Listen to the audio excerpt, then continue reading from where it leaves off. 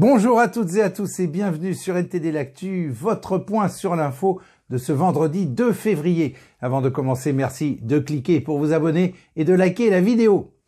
Parmi les 91 personnes interpellées à Rungis en marge d'une manifestation d'agriculteurs, la coprésidente de la coordination rurale se trouvait parmi elles. Elle a expliqué au micro de BFM TV ne pas savoir ce qui lui était reproché. On l'écoute. On verra bien, on verra bien. Non, là, ce qui est à remarquer quand même, c'est que l'interpellation massive est quand même à contester largement parce que c'est quasiment une rafle, tout simplement. Et puis, j'ai demandé à voir mon avocate. Elle s'est présentée à proximité à l'accueil du commissariat. J'ai entendu qu'elle était présente. On ne m'a pas autorisé hier soir à la voir. Et c'est quelque chose que je ne comprends pas dans la procédure. Dans la procédure d'interpellation de A à Z, il y a quand même de sacrés soucis. Voilà. Et les syndicats FNSEA, Jeunes Agriculteurs et la coordination rurale ont appelé à suspendre les blocages après les annonces du Premier ministre Gabriel Attal. Les nouvelles mesures annoncées comprennent un renforcement des lois Egalim visant à protéger les agriculteurs de la concurrence, des aides financières et une négociation sur les céréales ukrainiennes. Les syndicats estiment que la mobilisation doit changer de forme et demandent des résultats concrets avant le salon de l'agriculture et l'adoption de mesures d'ici au mois de juin. Autrement, les actions des protestations reprendront. Et les autoroutes qui ont été le théâtre de la protestation des agriculteurs ne perdent pas pour autant le nord. Au 1er février, les tarifs des péages d'autoroute ont été réévalués avec une augmentation moyenne de près de 3% sur les axes principaux, mais cette hausse est plus prononcée sur les autoroutes les plus récentes, atteignant en moyenne 4,6%. Et c'est hier que les enseignants ont exprimé leur colère en manifestant dans plusieurs régions de France. Près de 20% d'entre eux étaient en grève pour protester contre la détérioration de leurs conditions de travail et pour demander des augmentations de salaire. La ministre de l'Éducation, Amélie Oudéa-Castéra, est très fortement contestée par le corps enseignant suite à ses récentes déclarations. Et une jeune fille de 15 ans qui était sous la protection de l'État s'est suicidée dans sa chambre d'hôtel où elle avait été placée. Elle avait publié des messages inquiétants sur les réseaux sociaux qui ont inquiété son petit ami qui a alerté les autorités. La députée LFI Mariana Maximi a critiqué l'État pour ne pas avoir appliqué une loi qui interdit de laisser les mineurs seuls dans des hôtels. Certaines régions ont recours à des hôtels faute de place dans d'autres structures. Et je laisse maintenant la parole à Anthony qui va nous parler de l'audition détonnante au Sénat américain des GAFAM. Anthony, c'est à vous. Merci Rémi. Bonjour à tous. Aujourd'hui, nous nous rendons aux États-Unis, dans l'arène du Sénat américain, car un sujet brûlant a récemment monopolisé l'attention du pays tout entier. La sécurité des jeunes sur les réseaux sociaux. En effet, ce mercredi, les géants du numérique ont été convoqués devant le Sénat. Le PDG de Snapchat, de TikTok ou encore de Meta ont dû répondre aux accusations graves concernant la sécurité des jeunes sur leur plateforme. Car, tenez-vous bien, on parle d'exploitation sexuelle et de risque de suicide. Là-bas, le débat transcende les clivages politiques, unissant démocrates et républicains dans une préoccupation commune. Et étant donné la place qu'occupent ces compagnies dans le monde, ce sujet dépasse les frontières et nous concerne tous, de près ou de loin. Aussi, lors de l'audience du Sénat, les discussions ont soulevé des questions fondamentales sur la responsabilité et l'impact sociétal des réseaux sociaux. Et vous allez voir, les discussions ont été animées et plus qu'animées. Sans plus attendre, passons au reportage sur cette confrontation historique. Les sénateurs américains ont interrogé les directeurs généraux des plus grandes entreprises de médias sociaux et de messagerie lors d'une audition consacrée aux efforts déployés pour mieux protéger les enfants de l'exploitation sexuelle sur leur plateforme. Le ton a été donné presque immédiatement. Voici le sénateur Lindsey Graham, membre républicain de premier rang, s'adressant à Mark Zuckerberg, PDG de Meta. Vous et les entreprises ici présentes, je sais que ce n'est pas volontaire de votre part. Mais vous avez du sang sur les mains. Vous avez un produit qui tue les gens. Cette audition est la dernière tentative en date des législateurs pour répondre aux préoccupations des parents et des experts en santé mentale qui estiment que les entreprises de médias sociaux privilégient les profits plutôt que de s'assurer que leurs plateformes ne nuisent pas aux enfants. Le sénateur démocrate Dick Durbin a cité des statistiques d'un groupe à but non lucratif montrant que la sextorsion financière, qui consiste pour un prédateur à inciter un mineur à envoyer des photos et des vidéos explicites, avait augmenté en flèche l'année dernière. Mark Zuckerberg a témoigné aux côtés de Linda Yaccarino, PDG de X, Evan Spiegel, PDG de Snapchat, Shouzi Chu, PDG de TikTok et Jason Citron, PDG de Discord. Les dirigeants ont défendu leurs efforts pour protéger leurs utilisateurs. Nous faisons des choix judicieux en matière de conception de produits afin de rendre notre application inhospitalière pour ceux qui cherchent à nuire aux adolescents. X a une tolérance zéro envers tout matériel qui présente ou promeut l'exploitation sexuelle des enfants. Mais lorsqu'un législateur a insisté sur une proposition de loi qui exigerait que les plateformes divulguent leurs méthodes de collecte de données et leurs algorithmes, les représentants se sont montrés réticents. L'un d'entre vous est-il prêt à dire maintenant qu'il soutient ce projet de loi? Monsieur le Président, faites que le procès-verbal reflète le silence béant de la part des dirigeants des plateformes de médias sociaux. Les législateurs démocrates et républicains cherchent à supprimer les protections dont bénéficient les plateformes de médias sociaux en vertu de l'article 230 de la loi sur la décence des communications, qui leur accorde une immunité juridique pour la plupart des types de contenus diffusés sur leur site. Les partisans de la réforme affirment que la responsabilisation de ces entreprises les obligera à lutter contre les contenus préjudiciables. Les sénateurs ont profité de l'occasion pour incendier les dirigeants des entreprises technologiques, en particulier Zuckerberg de Meta, qui s'est hérissé face à ces accusations acerbes. Avez-vous indemnisé les victimes, ces filles? Les avez-vous compensées? Je ne crois pas. Et pourquoi pas? Le sénateur a ensuite incité le PDG à se lever et à s'excuser auprès des familles de victimes des médias sociaux qui se trouvaient dans la tribune. Elles sont ici. Vous passez actuellement à la télévision. Voudriez-vous maintenant présenter vos excuses aux victimes qui ont subi un préjudice? Montrez-lui les photos. Voudriez-vous présenter vos excuses pour ce que vous avez fait à ces personnes?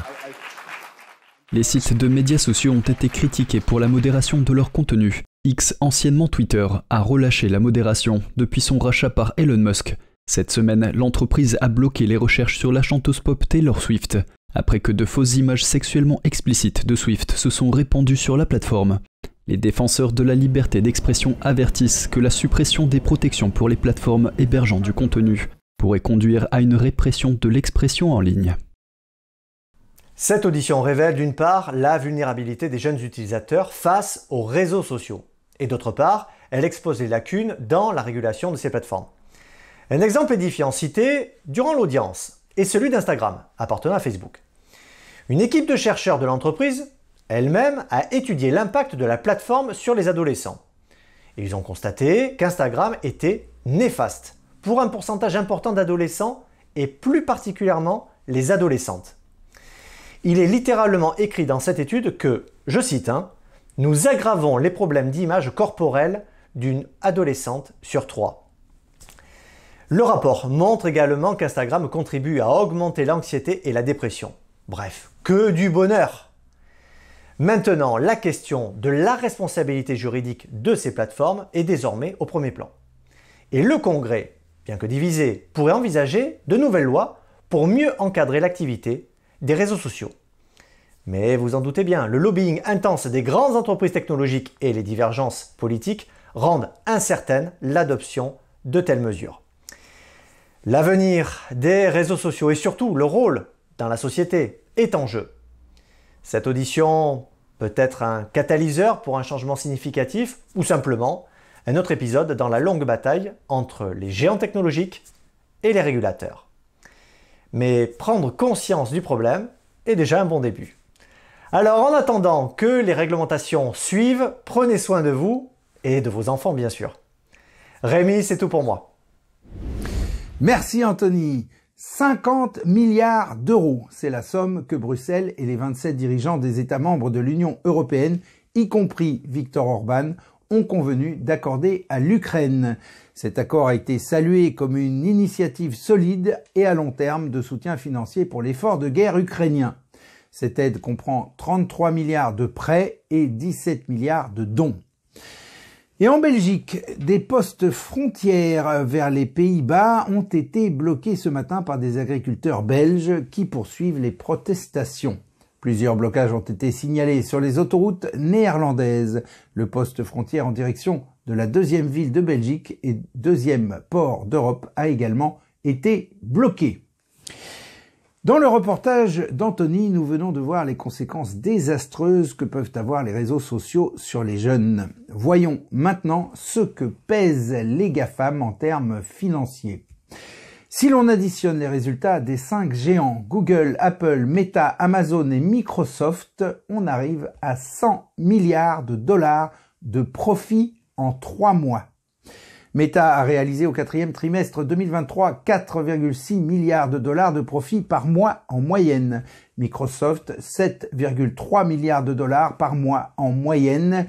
Et Mark Zuckerberg a annoncé avoir dégagé 14 milliards de dollars de bénéfices nets au cours des 3 derniers mois de l'année dernière, ce qui a fait monter le cours de l'action de plus de 12% à la bourse de New York.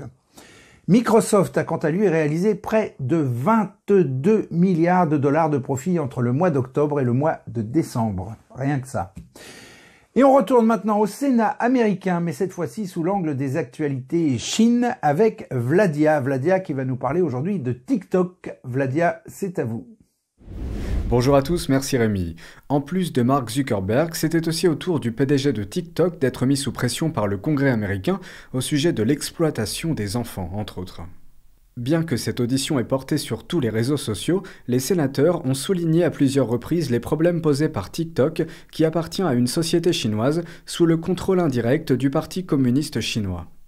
TikTok has become a quote platform of choice for predators to access, engage, and groom children for abuse. China-based employees of your company have repeatedly accessed non-public data of United States citizens. Why should you not be banned in the United States of America? Senator, I disagree with your characterization. Many of what you have said, we have explained in a lot of detail. I am deeply concerned about the collection of data, information. And here in the U.S., you look at what it is spreading, the challenges, the children that have lost their lives. It's completely unacceptable. We know these platforms are also used for propaganda.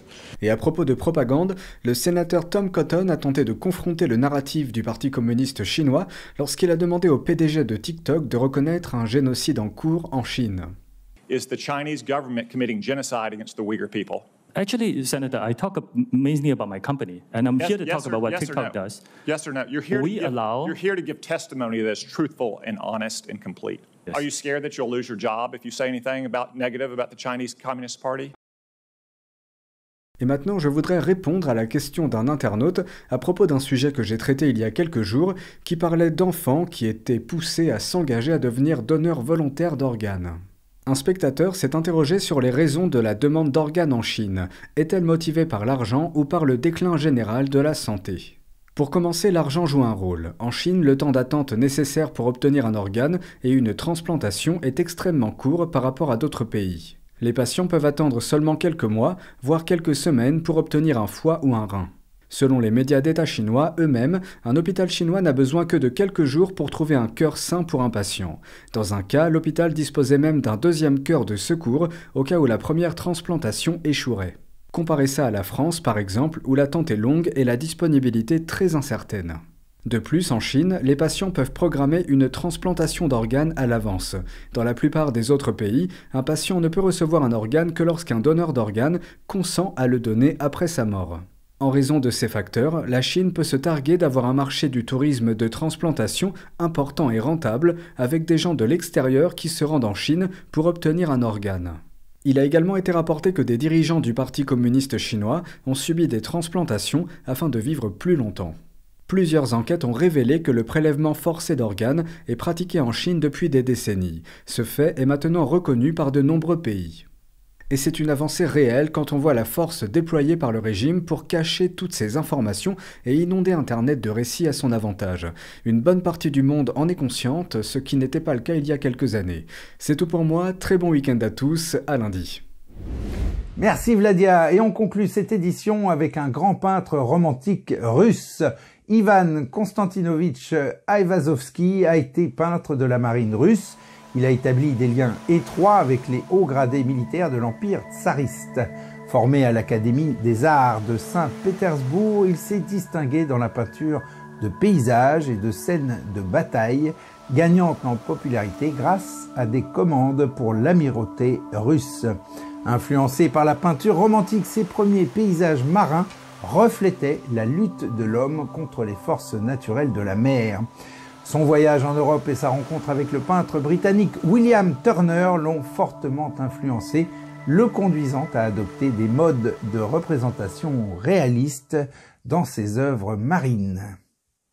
Et voilà, c'est la fin de ce journal. Merci à toutes et à tous de l'avoir suivi. On se retrouve lundi à 13 h pour une nouvelle édition de NTD L'Actu. Très bon après-midi, très bon week-end, à lundi.